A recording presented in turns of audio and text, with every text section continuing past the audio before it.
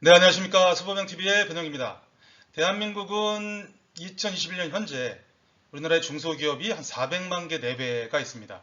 뭐 생겼다 없어지기도 하고요. 그런 법인 대표들을 상담을 갖다 했을 때 그 대표들의 고민거리와 관심 분야는 천차만별입니다. 오늘은 법인 대표 상담 시 체크사항에 대한 부분을 4가지 단계 그리고 반복적인 업무에 대한 부분을 말씀을 드리는 시간을 갖도록 하겠습니다. 한번 들어가 보겠습니다.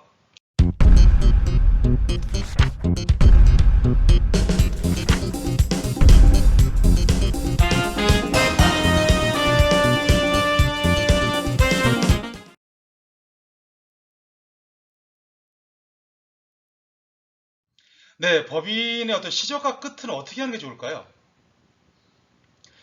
하얀 백지 위에다가 새로 시작하는 게 좋을까요? 아니면 기존에 있는 그림에다가 덧칠을 갖다 하는 게 더 편하고 좋을까요? 법인의 시작과 끝에 필요한 것들은 즉 대표이사가 반드시 알고 있어야 할 뭐뭐이다. 이거에 대한 답은 네, 그게 대표이사의 달란트라고 생각을 합니다.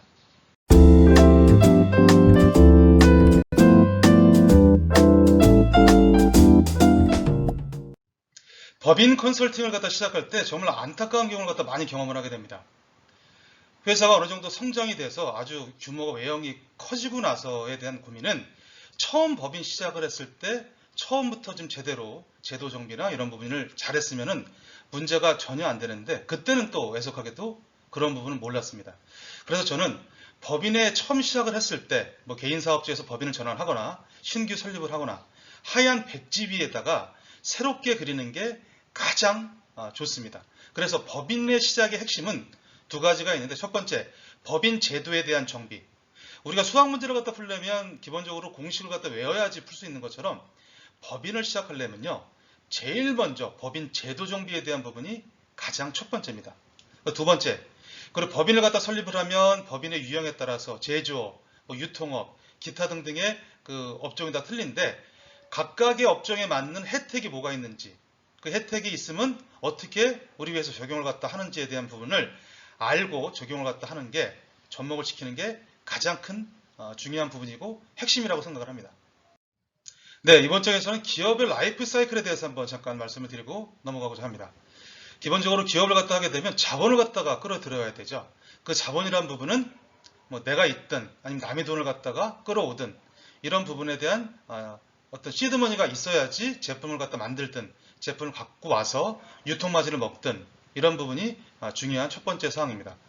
그러다 보니까 기업의 경영활동은 기업의 어떤 재무활동에 먼저 기반을 갖다 해서 경영을 갖다가 해야 되는 부분이 아닌데 예비 창업 단계라는 게가 있고요.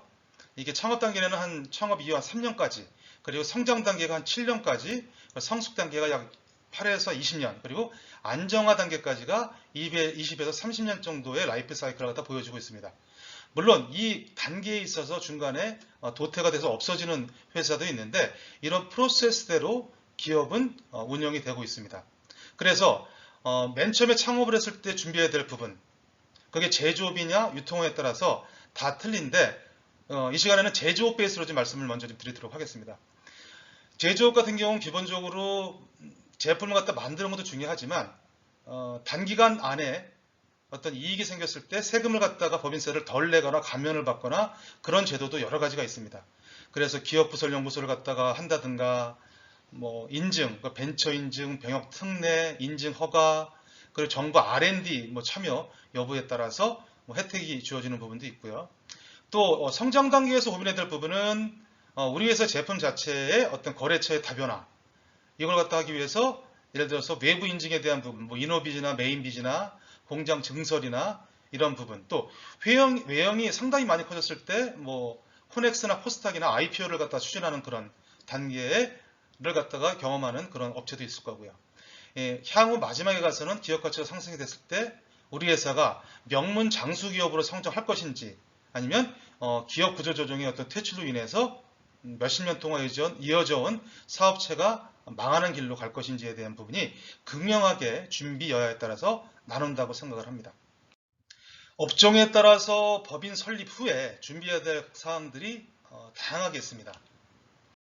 기본적으로 기업의 경영 진단, 그리고 전문 포트폴리오를 갖다 어떻게 짤 것인지, 그리고 자금을 갖다가 뭐 기보로 자금을 갖다 조달할 건지 신보로 할 것인지, 뭐 기타 중진국으로 할 것인지에 대한 부분, 그리고 정부 R&D 과제에 대한 부분, 뭐 경우에 따라서 어떤 제조업 같은 경우는 기업부설 연구소나 연구 전담부서, 뭐 이 부분으로 인해서 어떤 세제 혜택을 갖다 받는지 여부, 또 인증 관련된 부분을 갖다가 함으로 인해서 각종 혜택을 갖다 보는 부분, 제조업 같은 경우는 어떤 특허, 영업권 관련된 부분으로 인해서 어떤 이익금의 처리 방안에 대한 부분도 고민을 갖다 할 수 있고요. 업체가 좀 규모가 일정 부분 됐을 때 병업 특례 업체로 지정을 해서 이런 관련된 혜택을 갖다 볼 수도 있고요. 그리고 직원들 관련된 부분이 인원이 늘어나고 매출이 늘어나면서 가장 중요한 부분이 어떤 고용, 노무 관련된, 노사 분쟁 관련된 부분에 대한 준비도 같이 해 나가야 되는 부분 또한 있습니다. 그리고 마지막으로 법인을 갖다가 설립을 갖다 했을 때 제도 정비에 대한 부분을 갖다 어떻게 해야 될지, 자금 조달, 재무 구조, 그리고 상법상 규정, 절대적인 규제 사항이 있고 상대적인 규제 사항이 있는데, 뭐 임원의 보수 규정, 그리고 퇴직금 규정, 유가족 규정, 그리고 뭐 차등 배당, 중간 배당 관련된 규정, 그리고 어떤 제한 관련된 규정이 정관상에 반영이 되어 있어야 됩니다. 이런 부분이 좀 종합적으로 반영이 됐을 때 그 기업은 순탄하게, 그리고 향후에도 문제가 없이 더 커나갈 수 있을 거라는 생각이 듭니다. 네, 그렇다면 어떤 법인, 중소기업의 4가지 사이클 중에서 창업기 관련된 부분에 있어서 이런 부분에 대해서 체크를 갖다 하고 실행을 갖다 해야 되는 부분에 대해서 말씀을 드리도록 하겠습니다.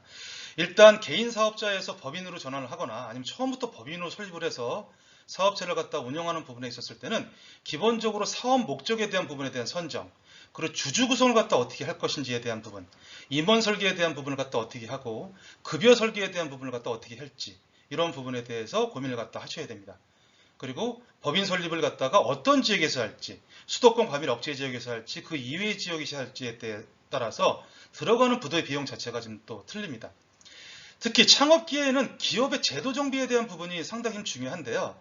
이 부분은 첫 번째 정관정비 관련된 부분, 절대적인 기재사항과 상대적인 기재사항이 상법상 있는데, 상대적인 기재사항이라는 것은 정관상에 반영을 갖다가 해놔야지만 법적 효력을 갖다가 받을 수 있는 부분을 말씀을 드리는 겁니다. 또 정관상의 임원의 퇴직금, 보수 규정, 상여 규정, 그리고 임원의 유가족 보상 규정 관련된 부분, 그리고 4대 보험을 갖다가 어떻게 해야 되고 그걸 갖다 절약하기 위해서 4대 보험 절감, 그리고 업무상 산재, 이런 부분이 지금 들어가 있어야 되고요. 그리고 정관상의 주식 발행, 그 처분 제한 규정에 대한 부분이 등기사항으로 또 들어가 있어야 되는 부분이 있습니다. 노무 규정이 상당히 중요하겠죠. 즉 근로계약서를 갖다 작성을 해야 되는데 매년 작성을 해야 되지만 여기는 1명 이상의 근로자가 있을 때는 반드시 해야 되고요. 취업기축 같은 경우 상시 근로자 10인 이상이 돼야 되고 노동청에 신고를 갖다가 해야지만 됩니다. 그리고 임금대장 관리, 성희롱 예방교육, 근로자 명부, 연차관리, 인원 30명 이상 했을 때는 노사협의회 구성 관련된, 그리고 근로자 퇴직금을 갖다가 퇴직연금으로 할지 아니할지, 퇴직연금을 갖다가 어떤 금융으로 할지, 은행으로 할지 증권사로 할지 보험사로 할지, 즉 이런 각종 내부 규정 정비에 대한 부분이 창업기에 꼭 실행을 갖다 해야 되고 준비를 갖다 해야 되는 부분입니다. 앞전에 창업기에는 어떤 매출 신장을 위해서 앞만 보고 달려왔다면 어느 정도 기반이 되는 어떤 성장기에는 고민의 어떤 범위가 분명히 틀려져야 됩니다. 매출도 중요하지만 매출을 갖다가 기본적으로 단기 순이익을 갖다 늘리기 위한 방법이 매출 정제에도 있지만 들어가는 비용에 대해서 절감을 갖다 받거나 세제 혜택에 대한 부분을 갖다 절감을 받으면 그만큼 회사 입장에서는 재무 건전성이나 단기 순이익이 좀 높아지겠죠. 성장기 때 고민해야 될 부분은 어떻게 하면 비용 절감을 할까? 어떤 제조업 같은 경우는 전기세가 많이 들어가는데 전기료 절감을 갖다 어떻게 할까? 모자 분리로 할까? 아니면 전기 절감 장치에 대한 꽤 비용이 나가는 구매를 갖다 할까? 그런 부분이 있을 수도 있고요. 월급을 줘야 되는데 정부에서 월급을 갖다 보존해 준다고 합니다. 이게 채용보조금, 즉 고용지원금인데 우리 직원들이 이 고용지원금이 어떻게 해당이 되고 이걸 갖다 받기 위해서는 어떻게 신청해야 되는지에 대한 부분도 대표가 다 알고 있어야 됩니다. 제조업 같은 경우는 예를 들어서 여기 한참 좀 유행할 때가 있었는데요. 직무관련 보상제도를 갖다 도입을 할지 말지 하게 되면 어떤 부분이 또 제외가 되고 이런 부분도 특히 제조업 위주의 어떤 특허를 갖다가 생각하는 업체에서는 좀 고민도 해보셔야 될 부분이 있습니다. 또 기업부설 연구 전담부서 관련돼서 세액공제를 갖다 연구 인력에 대해서 받는데 이런 부분을 갖다가 어떻게 해야 되는지, 또 혁신기업 인증이라고 해서 벤처 인증, 이노비즈, 메인비즈, ISO, 소재 부품 기업 인증, 햇섭, 그리고 KS, NET, NEP, 뿌리산업 이런 관련된 기업 인증을 갖다가 받는 이유가 분명히 있겠죠. 이 인증을 갖다 받게 되면 어떤 금융 혜택, 대출자의 인하나 그리고 대출 한도에 대한 상향, 그리고 신용보증 기금과 이런 부분에 있어서 보증보험료 지원 등이 있습니다. 이걸 갖다 받게 되면 소득세, 법인세 몇 프로 감면이 있고요. 요거가 있음으로 인해서 사업용 부선을 하나 취득을 했을 때 취득세 최대한 75%까지 감면에 대한 부분도 있고, 특허 우선 심사 대상자 업체 같은 경우는 정부 우선 사업일 때 입찰을 갖다 할 때 가점을 주고, 또 병역 특례 업체를 진행했을 때 가점을 주는 이런 성장기에 있어서의 인증 관련된 고민도 해야 되는 대표가 분명히 있습니다. 또 내 업체가 사회적 기업으로 선정이 됐을 때 취약 일자리 제공 관련된 부분으로 선정이 됐을 때는 정부 지원 혜택이 또 여러 가지가 있습니다. 이런 부분도 좀 고민을 갖다 하셔야 되고요.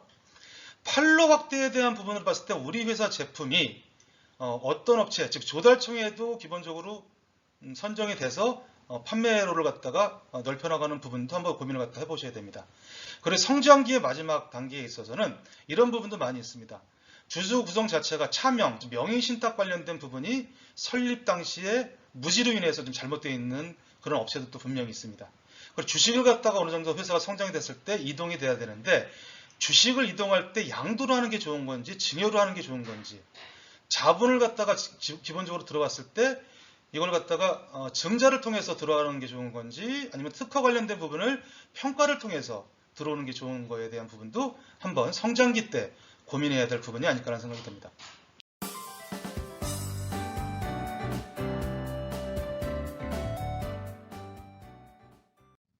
네, 그렇다면 성숙기 때는 대표이사들이 어떤 고민을 좀 해야 될까요? 이거는 지금 일단 성장기랑 약간 좀 믹스가 되는 부분이 있는데, 성숙기 관련된 부분에 있어서는 회사가 어느 정도 이익이 생겨서 미처분 이익여금이 어느 정도 쌓였다. 이랬을 때는 미처분 이익여금의 개정으로 인해서 그걸 갖다 무조건 그 계정에만 집어넣는 게 좋은 게 아닙니다. 기본적으로 이익에 대해서 어떻게 환원을 갖다 시킬지, 이걸 월급으로 갖고 갈지 아니면 배당으로 갖고 갈지, 그리고 적정 급여를 갖다 어느 정도 선까지 올릴지, 그리고 자기 주식 취득 관련돼 가지고 자사주 매입 관련된 부분을 갖다 할지, 또 임원 퇴직금 재원을 갖다가 어떻게 마련할지에 대한 부분, 이 부분도 대표이사라고 보면 고민을 갖다가 이 시기에 꼭 하셔야 되는 부분입니다. 또한 세무조사 관련된 세무관리에 대한 부분인데도 꼭 좀 하셔야 되는 부분이 있습니다. 기본적으로 세무조사 같은 경우는 4, 5년에 한 번씩 정기조사가 나오게 되는데, 실질적으로 세무인력 자체가 좀 많지 않기 때문에 그러기 쉽지가 않고요. 기본적으로 10년이 넘어가는데도 세무조사 안 나오는 업체들이 상당히 좀 있습니다. 그리고 가지급금, 가수금 처리, 이와 관련된 부분도 특히 법인 대표님들 같은 경우는 증빙불비라고 하죠. 이 가지급금 때문에 골머리를 갖다 하시는 분들이 상당히 많습니다. 이거에 대한 원인은 대표이사가 직접 적격 증빙 없이 쓰는 부분도 있겠지만, 기장세무사의 누락이나 잘못으로 인해서 이 부분이 쌓여가는 부분도 많이 복원합니다. 그리고 법인세 절세 방안을 갖다가 어떻게 좀 수립을 할지, 많이 남는 것도 중요하지만 얼만큼 절세를 갖다 해서 유보를 갖다 시켜놓는 것도 어떻게 보면 대표이사의 고민이 돼야 되는 부분입니다. 그리고 인원이 어느 정도 늘어나고 성숙까지 됐을 때는 이익이 많이 생기는 것도 중요하지만, 우리 직원들 관련돼 가지고 어느 정도 인원이 됐을 때는 사내 복지 관련된 부분도 대표이사라면 고민을 갖다 하셔야 됩니다. 그래서 병역 특례라든가 사내 근로복지금을 갖다가 형성을 갖다 해서 어떤 복지 혜택에 대한 부분도 대표 직원들이 받을 수 있는 부분도 고민을 갖다 하셔야 되고요. 직원 중에서 예를 들어서 어떤 핵심 인력 성과 보상 관련된 부분도 고민해야 되는 업체가 있습니다.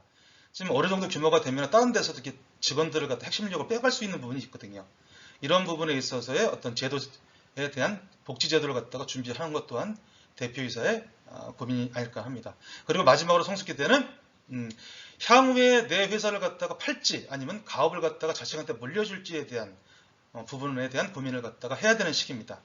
그래서 이게 증여로 갔을 때, 상속으로 갔을 때 그 부분을 갖다가 고민을 갖다가 해야 되는 부분인데, 기본적으로 상속으로 넘어가게 되면은 이게 나중에 시가로 갖다가 주당평가를 할 때 반영이 되다 보니까 이 부분에 대한 상속세 재원 마련, 그래서 이 부분을 갖다가 준비를 안 됐을 때는 한 대가 넘어갔을 땐 양도세 폭탄을 갖다 맞을 수도 있는 업체를 갖다 많이 보곤 합니다. 네, 그렇다면 라이프 사이클에 있어서 마지막 단계 안정 또는 재도약 정리기, 즉 1세대 회사를 갖다 일군 대표가 마지막 단계에서는 이런 부분을 갖다 좀 고민을 갖다 하셔야 됩니다. 가업 승계를 갖다 해야 되는데 승계 유형을 갖다 결정을 갖다 해야 됩니다. 이걸 증여로 할지 상속으로 할지, 그리고 독일 업종에 대해서 자녀 명의로 법인을 갖다 신설을 해서 이런 부분을 갖다 할지에 대한 선택을 갖다가 하셔야 되는 부분입니다. 이거는 지금 현재 한국에서 증여, 가업 상속, 가업 증여 관련된 혜택이 좀 다양하게 있는데 이 부분을 갖다 어떻게 활용할지에 대한 부분도 고민을 갖다 하셔야 되고요. 후계자를 갖다가 선정을 해서 어떻게 양성을 할지에 대한 고민도 하셔야 됩니다. 그래서 아까 승계 유형 그 지원 활용을 했을 때 가업 상속 공제를 받을지 증여 공제를 갖다 받을지 창업 증여 특례를 갖다가 할지에 대한 부분도 후계자 양성이 된다면 시간을 두고 최소한 10년 전부터 준비해야 되는 단계이기도 합니다. 네, 지금까지 기업에서 처음 창업기부터 안정 그리고 재도약 정리기 이 4단계에 대한 부분을 갖다 말씀을 드렸는데요. 정말 마지막으로 법인을 갖다 운영하다 보면 반복적인 업무가 있습니다. 이 부분을 갖다가 인지하지 못하거나 인지를 했는데 챙기지 못해서 법인 자체가 해태가 되거나 없어지는 경우도 간혹 보기도 합니다. 한번 볼까요? 반복적인 업무는 이런 부분입니다. 어떤 자금을 갖다 끌어온다고 할 때 운전 자금이 될지 시설 자금이 될지 자금 유치에 대한 부분을 갖다가 어디서 할지 은행에서 할지 정부에서 할지 시에서 할지 도에서 할지 기부에서 할지 예를 들어 신부에서 할지에 대한 부분, 이게 대표이사의 어떻게 보면 가장 큰 고민이고요. 시설 자금을 갖다 유치해야 되는데 어떻게 금리를 갖다 낮출지 대출 한도를 늘릴지에 대한 부분도 고민을 갖다 하셔야 되고요. 그리고 직원을 갖다 뽑게 되면 대기업이 아니다 보니까 지역이 약간지 외곽 지역이면 사실 직원 채용하는 부분도 문제가 될 수도 있습니다. 정기직으로 갈지 도급 계약을 갖다 해서 부담을 갖다 덜 하면서 갈지 이런 부분도 하셔야 되고요. 임원 등기, 이 상법에서는 중임 등기 같은 경우는 3년마다 한 번씩 중임 등기를 갖다 하게끔 되어 있습니다. 이게 법무사에서 챙겨주는 데가 있는데요. 안 챙겨주는 데도 있습니다. 그래서 임원 관련된 부분은 3년에 한 번씩 계속 중임을 갖다 할지 퇴임을 할지 이런 부분에 대해서 반드시 챙겨야 되는 부분입니다. 이건 최대 미이행 시 과태료 한 500만 원 정도까지 낼 수가 있고요. 그리고 제조업 같은 경우는 산업재산권, 특허의 자본화 전략 관련된 부분도 고민을 갖다 하셔야 됩니다. 이게 특허로 인해서 회사에 미처분 잉여금을 많이 쌓였을 때 그 잉여금 출고 전략으로서 괜찮은 부분이 있는데 그거의 일환으로 또 배당이 있습니다. 배당을 하게 되면 정기 배당이 있고요. 중간 배당이 있는데 배당에 대한 어떤 그 룰은 정관상에게 들어가 있어야 됩니다.